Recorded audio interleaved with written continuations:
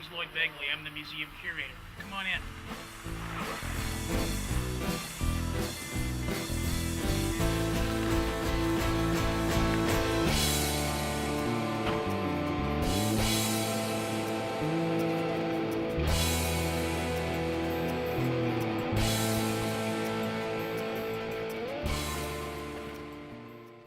Hello, welcome.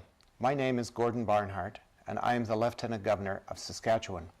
I'm sitting behind an early 20th century mahogany desk in the study at Government House in Regina. Saskatchewan has always been a place of big dreams and larger-than-life characters. These remarkable people have played out those dreams on a vast prairie canvas. Today, I invite you to enjoy a new television series with the unique name, Yes, Gargoyles Do Live in Saskatchewan. The Architectural Heritage Society of Saskatchewan is the sponsor of this exciting series. Each year, I collaborate with the Society to present awards of excellence in architectural heritage.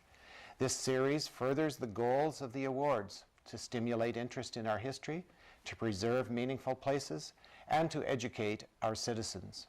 This series will take you to Saskatchewan cities, towns, villages, and the surrounding countryside. You will meet Saskatchewan people and hear their stories about the history, folklore, and built heritage of our beautiful province. I have always taken great interest in Saskatchewan's heritage, including this magnificent vice-regal house and our impressive legislative building. Join me today to discover the rich history of our province. You will experience a fascinating tapestry of stories woven together by Saskatchewan's people. I invite you to sit back, watch, and enjoy. And you know what? Gargoyles do live in Saskatchewan. Welcome to this episode of Yes, Gargoyles Do Live in Saskatchewan. It's the show that tells you all about what's happening in the world of architectural heritage. In this episode, we will take you to the Moose Mountains to meet a group of parishioners at historic Cunnington Manor. Then listen in as Lee Robison shares with us his tips on repairing stone and brickwork. And finally, we will take you to Arcola to tour an architectural gem, Donaldson's Drugstore.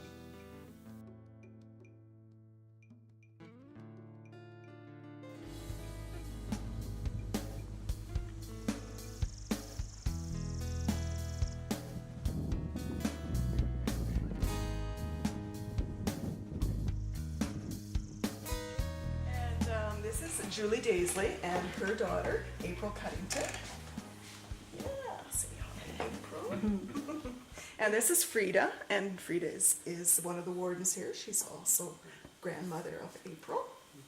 And this is Jean Heinmarch, and Jean is a longtime member of this congregation. And she also worked at Cunnington Manor for a few summers, so yeah.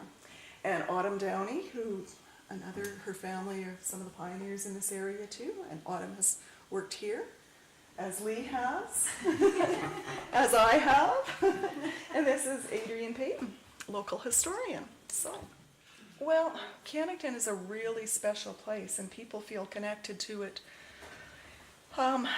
sort of through thick and thin, and even though they move away, they still feel a powerful connection to this place. The church was built in 1884 and consecrated in 1885. The raising bee was held, I believe, in June of 1884.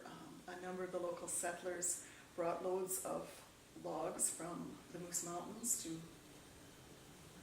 help with, that was their contribution. Some of them wouldn't have been able to contribute financially, but an awful lot of them certainly contributed physically. When the bishop came out to officially open the church in June of 1885, he found that it was so complete with the furnishings and the sort of holy hardware, that type of thing, that instead of just opening it, he went ahead and consecrated it. It's not obvious, but it's actually a log building. And I don't think there's any pictures of it. Are there, Michelle, that show it? It's a log building? It's a log building. So all these corners had to be put together, dovetailed. So that's another reason why it's kind of miraculous that it's held up, but it's also a reason to, nurture it and keep the moisture out of it, as Lee is saying we need to do, because log is not one of the structures that withstands moisture very well over time, so, I think my grandfather and great-grandfather had part in the log building end of things when it was being erected, so I guess that's, and most of us here have that kind of a connection to it, eh? It's part of our heritage, so we're here. In the very early days, when 1882, when the settlers came in there, this became a sort of an oasis type of thing where people could come to from either other countries and get their bearings to find land. So a lot of people that have no real large connections have small connections to this. Well, this is kind of where the history of the white settlers Right. of this region started, was here at Cunnington Manor. It was a meeting center for many purposes, not just religious, but some of the more secular things as well. It's pretty hard to avoid discussing business matters when you're discussing parish economics and parish funding, and discussions tend to wander quite far in local meetings when it comes to issues. So I'm sure there have been a lot of interesting conversations gone on in this building and outside this building regarding the social events of the time and the politics and the economics. And a lot of people were involved in this congregation who wouldn't have been Anglican, but simply because it was the only church in the area at the time. There's also the other end, the graveyard. Nobody mentions it much. It's our last place, so we don't want to talk about it, I guess. But it's a very historic graveyard. Very historic in a lot of ways. I studied it, and they consecrated the church and graveyard, I would say, at the same time, Michelle. And irony of it, the first person to die and need a graveyard was not an Anglican but a Roman Catholic. And as I understand it, was wintertime, this man was killed, and they had to bring a Roman Catholic priest from Coppell to consecrate a piece of ground to put this man in, which was at that time outside of as I understand, outside of the fence of the Lutheran Church. We have since changed our ideas a little bit. I'm not a Lutheran, but we've changed our ideas, and the fence is gone, and he is now part of the congregation in the graveyard. And there's some gravestones, some of the oldest gravestones in Saskatchewan. Where would you like to be 10 years from now? I think we'd like to feel secure that the church is structurally sound, so that there is a future for the building. Well, recently we've been exploring heritage status, and that is, I think, pretty much a done deal now. So hopefully that it will allow us access to some grants that would help out with some of the restoration work that needs to be done around the church. It's interesting that this building would be the one main building left in the community here. The first building in the village and the only one left standing. Something special about this place. I grew up in Southern Alberta. My grandfather was an Anglican reverend, and when I moved here, I didn't even know the place existed, and once I found it, I just fell in love with it. I feel at home here. And I think a lot of people that grew up here would feel the same way, and others that move here as well. I always feel welcome, like the congregation. Even though I couldn't come every service, when I did come back, they were happy to see me. So when you feel welcome, you want to come back. Yeah. And that plays a big part of it. Well, I think that's why we all want to do our part. I would love my daughter to be able to come here as she grows up, and even just to come here and then after service, come out to the camp kitchen or walk down and look at the buildings along the road here. It's such a unique experience, and you don't find a lot of it anywhere anymore. Anytime there's an old farmstead or town or something that once was, you're lucky to find a little old box of a school home, or they've been knocked down to put crops in, and we need to preserve some of that heritage and pass it on, and it's very nice to be able to be a part of that. There's the historical part of it. I like to, when in the years when all I did was play the organ, I like to be able to sit there and think that this is where Lily Pierce used to sit and play the organ. I really like the historical, the thing of being down through the generations, where my grandparents worshipped and my great-grandparents worshipped. But I think too it takes us back to a simpler time, a time when faith was such an integral part of everyone's life, where going to church was without question something that you did. It was such an important part of the social fabric of life. And I think that a lot of us sort of envy that time. Well, we're hoping to get the message out there to a lot of the families who still feel a connection here. They tend to be fairly generous in supporting the church, and if they know that there's a special need, they will certainly respond to it. So, but it takes love, and it takes commitment, and there's lots of that. I'm sure this wasn't the dream that Captain Pierce had. He would have never dreamed anything like this. But I like to think he would be happy that this.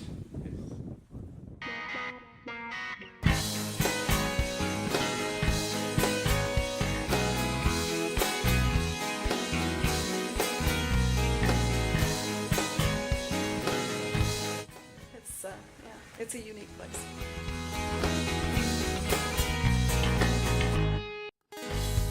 The next little town is Kisby. There was a set of photos found in Kisby taken by a photographer that I was able to. There's the first Merchants Bank in Kisby. Not too elaborate building, but I guess you could borrow enough money to buy a walking plow out of that one. And Hi, here we are in Arcola, Adrian Payton and Lee Robinson. We've been quite involved in heritage conservation in Arcola. This is a building that I took on in 1998, and all four corners of the building were gone. It was in pretty dire condition, so what I did was I repaired up to the painted area, which harkens from the Who Has Seen the Wind period, when they felt they had to enhance the brick color by painting it. But what I've done is restored the corner up to the point where the brick is. And so what's going on is I had to restore the brickwork under the windows because that was completely gone. Basically take out everything that's rubble and work down through ground level to a point where you find solid masonry again. And that can be 2 to 3 feet of digging, and then you have to tear all that apart and then rebuild using new mortar and rebricking the entire thing. This was an old mortar mix from one of the old stonemasons around Arcola. It's basically a lime and cement combination, and it helps to. What it does is it blends with the old mortar.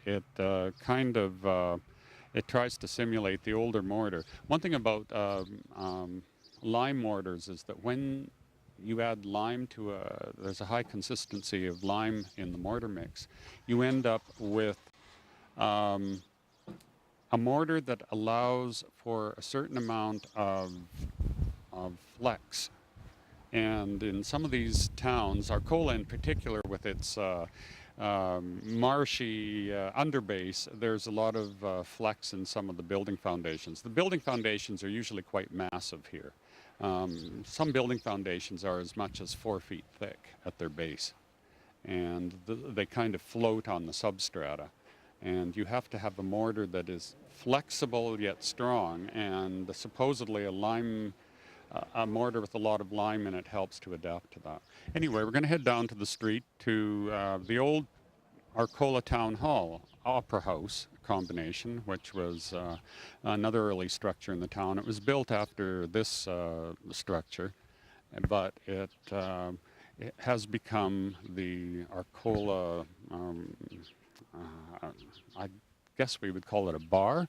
It's a building that requires an awful lot of maintenance. It's terribly oversized, and it has a lot of various issues with it. But in the mid to late 90s, the Williston Corporation asked me if I could redo a couple of key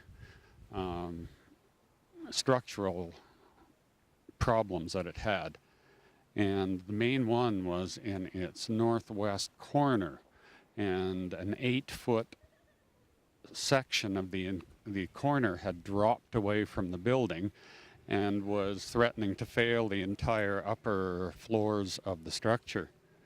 I basically tore everything down that was loose and went 3 feet into the ground to find stable stonework again, rebuilt that, and then rebuilt the stonework on top to reintegrate the corner of the building. This was the corner that was failing, and so what I did was, from here down had to be rebuilt. And How did you do that, Lee? Basically what I did was I took the stones out one by one, numbered them, made a diagram, and labeled the stones on their inner face so that I didn't leave a mark on the outer face of the stone. And went down. Here I had to go 3 feet into the ground to find solid stonework again. So once I reached that level, I mixed the required mortar and then put everything back in place as I found it, and rebuilt the brickwork going up to this level again, because the entire corner had fallen away from the building, and it was going to jeopardize the quite significant weight load on top of it. One of the challenges is time. It is very time consuming. It's not like building from scratch. It takes a lot more puttery work. You're having to push mortar into places where when you're starting from scratch, you simply have to apply a new layer and slap down new layers on top. This requires a lot of forensic work in order to make sure that you're getting everything back where it's supposed to be. We're going to continue north along Arcola's Main Street to the old land titles building. And because Arcola was such a settler's stop-off center following the railway terminus and roundhouse that were put in here around 1900, there was a strong demand for a land titles building, and just like Mooseman, Arcola had one, and it later became a school division office and was later purchased by Adrian and Sheila Sim, and they now rent it out as office space. When Adrian and Sheila acquired the building, two of the steps had been smashed. Two of these massive sandstone planks had been broken in two. So Adrian ordered new steps brought in that matched the sandstone of the original, and they've turned out rather well. They've patinaed and matched up rather well. But also damaged was this left pier, which supports the step. And so the top sill was in place, but the brick had crumbled away from it, as well as the original stone planks. So I rebuilt those. I rebuilt the brickwork to match the other side, and there had been. Basically all I did was tear out all of the existing crumbling brick and mortar, and went into the ground where I could find it solid again and built up from there. Preservation requires a great deal of dedication from the owner, and I think all you have to do is look at the number of people who come to rural Saskatchewan, especially the Moose Mountain area in the summer, to look up their genealogical roots and to look at some of the amazing masonry structures we have in this area, everything from barns to houses to public buildings. And you can see the drive on the part of some people to preserve it. This is commonplace in Europe. Yet here, we would rather tear down a building than give it a new use and make it a viable part of the Main Street storefront. And what people come to small town Saskatchewans to see is beautiful older buildings. They come to look at a bit of heritage. They look at it with a nostalgic eye. We who restore and maintain these buildings see it from both fronts. It's not exactly easy, and it can be very expensive, but it's very rewarding. There's nothing like seeing an edifice like this last for more generations to appreciate. He wants to get out to your place again too, I think. I'm not sure.